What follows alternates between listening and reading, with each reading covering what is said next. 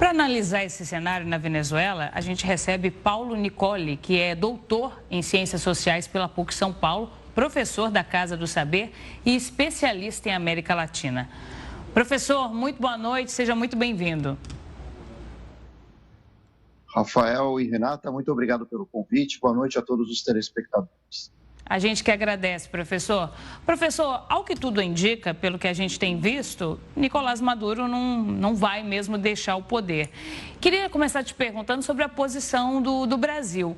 No caso dele não abandonar mesmo o poder, não confirmar a vitória e também não deixar o poder, como que fica a situação do Brasil? O Brasil o reconhece como um presidente? E aí, como ficam as relações entre os dois países? Ou dá para adotar, por exemplo, uma posição intermediária, não o reconhecendo como presidente eleito, mas ainda mantendo as relações comerciais com a Venezuela? Como que fica?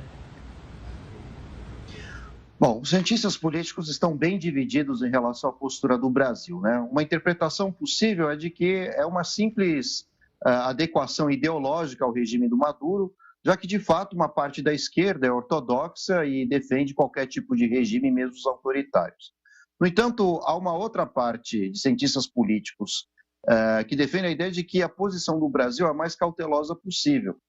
Isso porque o Brasil é um dos poucos meios de contato e comunicação da Venezuela com o mundo, né? Os Estados Unidos não aceitaram o resultado das eleições, a Argentina, a Venezuela, ao mesmo tempo, é um ponto de conflito entre interesses da Rússia, da China, de um lado, e do outro lado, dos Estados Unidos.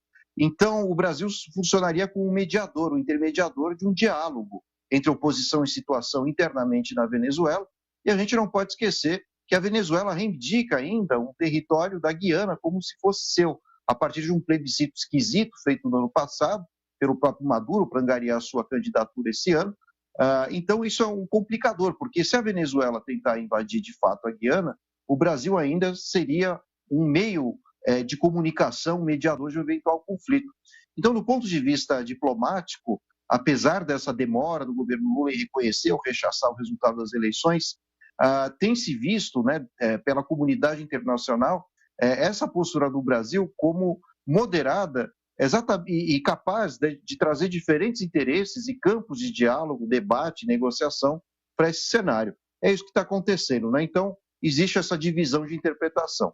Claro que internamente a posição do governo Lula prejudica a sua imagem perante os eleitores. A gente tem eleições municipais esse ano, que essa posição do governo de não dizer nem sim nem não, pode afetar a candidatura de candidatos que apoiam ou que são apoiados pelo Lula, assim como também pode dificultar a vida do Lula dentro do Congresso, já que ele é dominado pelo Centrão, por figuras conservadoras e que não vêem de jeito nenhum a Venezuela com bons olhos. Essa é a posição delicada que o governo Lula mantém em relação à Venezuela.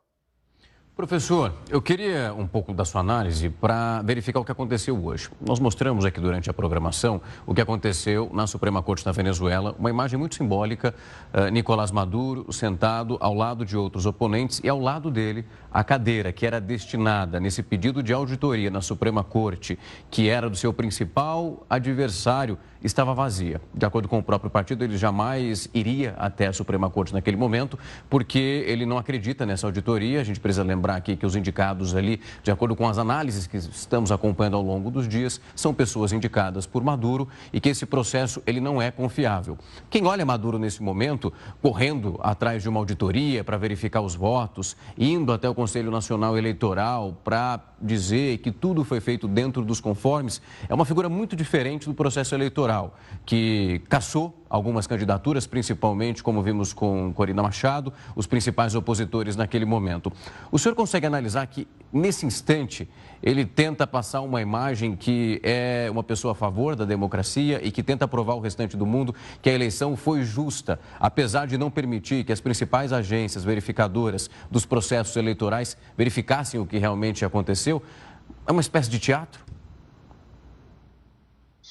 Praticamente, né? Você tem toda a razão no seu comentário, porque essa atitude se esperava logo após as eleições, com a divulgação das atas, com transparência, inclusive com fiscalização de organismos internacionais, né? Vale dizer que, às vésperas das eleições, muitos avaliadores internacionais desse processo ou foram expulsos ou impedidos de entrar, ou até mesmo a Fundação Carter, que é um organismo importante que acompanha eleições mundo afora, desistiu de acompanhar porque as atas não foram divulgadas. Né? Isso que a Fundação Carter tinha um respaldo do próprio governo da Venezuela e melhor diálogo como nenhuma outra instituição dentro daquele país. Então, à medida que essas atas não foram divulgadas imediatamente e à medida que, enfim, depois de todas essas conturbações sociais em praça pública, né, esses distúrbios que a gente viu em prisões, o Maduro vem a público para fazer uma auditoria, quando já praticamente não há mais nenhum organismo internacional que dê validade ou que esteja dentro da Venezuela, isso complica ainda mais a democracia, ou o que se poderia chamar de fato de democracia, se é que exista na Venezuela. Então, é um governo que tropeçou nas próprias pernas, não colaborou com o processo eleitoral, perseguiu opositores antes das eleições e, enfim, por mais que a gente, de repente, tente defender uma visão de esquerda, é impossível dizer que é uma esquerda democrática o que há hoje na Venezuela. O que, inclusive, na América Latina e no mundo afora, divide as esquerdas, né? Porque há uma parte da esquerda que é democrática. Exemplo disso, o presidente da Colômbia, né, que pertenceu às Farc e não concorda com o processo eleitoral da Venezuela, o Boric no Chile, que é um presidente também de esquerda e não concorda com o processo eleitoral vigente na Venezuela, e uma figura muito importante das esquerdas na América Latina, o Pepe Mujica, ex-presidente do Uruguai, que também contestou esse processo eleitoral. Né? Então, a gente vê que torna-se a cada dia insustentável defender o que o Maduro fez com o processo eleitoral da Venezuela, que está totalmente manchado, e, consequentemente, teremos embargos econômicos e restrições políticas, diplomáticas crescentes na própria Venezuela. Haja vista a retirada dos embaixadores do Peru, da Argentina, e creio que esse processo deverá se estender para outros países. Pois é, professor, você falou dos embargos econômicos, eu queria trazer justamente esse ponto, falando dos venezuelanos, da população, que é quem mais sofre com isso tudo. A Venezuela vem vivendo já uma crise econômica nos últimos anos, nos últimos 9 anos foram 7 milhões de venezuelanos deixando o país e agora a gente tem projeções bem negativas para os próximos tempos, né? A gente vê os Estados Unidos aí já não reconhecendo Nicolás Maduro como presidente eleito, podem vir sanções econômicas por parte dos Estados Unidos. E aí, como que ficaria a situação social e econômica da Venezuela? A gente pode ver uma saída ainda maior de venezuelanos do país? E, nesse caso também, como é que ficaria a situação aqui no Brasil? Bom, sem dúvida, o número de refugiados deverá aumentar. Não apenas no Brasil, no Chile, né, que também é um país que recebe muitos venezuelanos, aliás, que sofrem muitos preconceitos, né, tanto no Brasil quanto no Chile. Mas esse cenário tende a piorar, sem dúvida. Né? Mas, por outro lado, né, lembrando um autor muito importante da ciência política, que é o Maquiavel, que escreveu O Príncipe, ele dizia que políticos que sofrem situações de crises muitas vezes transformam a adversidade em oportunidade, porque esses embargos econômicos, né, essas tentativas, inclusive, de derrubar esse governo, que hoje não parece nem um pouco legítimo, dado o processo eleitoral, o Maduro começa a colocar a culpa exatamente em forças estrangeiras, golpismos, tentativas de intervenção militar norte-americana.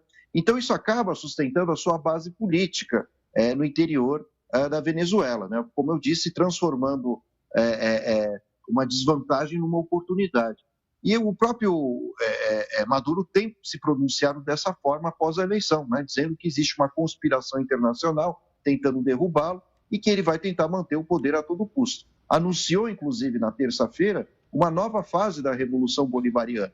O que isso pode significar? Não sabemos, mas aparentemente um fechamento ainda maior do regime político ou até mesmo o rompimento com qualquer estrutura democrática, jurídica, eleitoral. Então não se sabe ainda qual o destino da Venezuela, mas o fato é que quanto maiores forem as restrições, mais o Maduro buscará centralizar o poder político, com mais autoritarismo.